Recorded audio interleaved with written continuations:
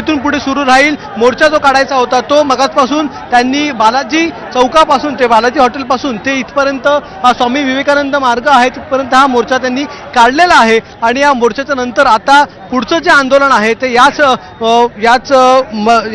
मार्गावर होतो आहे, या रस्त्यावर होतो आहे। आणि जे मोर्चेकरी होते ते सगळ्यांना इथे खाली बसण्यास सांगितलेलं आहे। याच्यामध्ये महाराष्ट्र एकीकरण समिती आहे, मनसे आहे, ठाकरेंची शिवसेना आहे आणि या सगळ्यांबरोबरच मराठा क्रांतीचे लोक देखील या ठिकाणी सहभागी झालेले आहेत। हे सगळे मिळून इथे आंदोलन करण्यासाठी आता बसलेले आहेत। इथे कदाचित आता संबोधन केलं जाईल, जे शहर अध्यक्ष आहेत किंवा नेते आहेत ते इतर लोकांना मार्गदर्शन करतील आणि त्याच्यानंतर हा मोर्चा कदाचित स्थगित केला जाईल। मात्र शक्यता हीच आहे की यानंतर देखील मोर्चा हा पुढे सुरू राहील। आता मराठीचा जागर इथे केला जातो आहे, मराठी बोला असं पोलिसांना देखील सांगितलं जातं आहे। त्यामुळे कुठे ना कुठे हा मोर्चा जो अशाच प्रकारे सकाळी देखील आणण्यात येणार होता किंवा नेला जाणार होता तो त्या मोर्चाला परवानगी दिली नसल्यामुळे सकाळी 1 ते 1.5 तासाचा जो गोंधळ झाला, घोळ झाला, त्याच्यानंतर पोलिसांनी या मोर्चाला कदाचित परवानगी दिली। तो प्रेशर होता, जो दबाव होता पोलिसांवरचा, त्या पोलिसांच्या दबावानंतर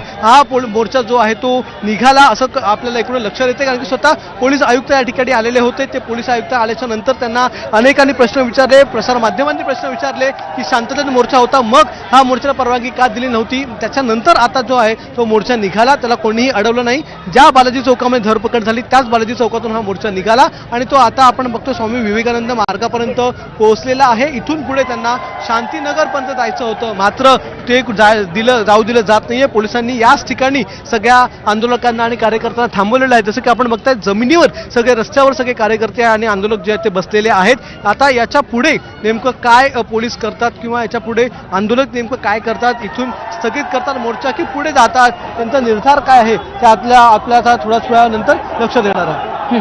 पूर्वी अक्षय आणि प्रताप सरनाईकांनी सुद्धा असं म्हटलेलं आणि पोलिसांना खुलं आव्हान दिलंय की मी ही मोर्चात सहभागी होतो, तुम्ही मला अडवून दाखवा। त्यामुळे आता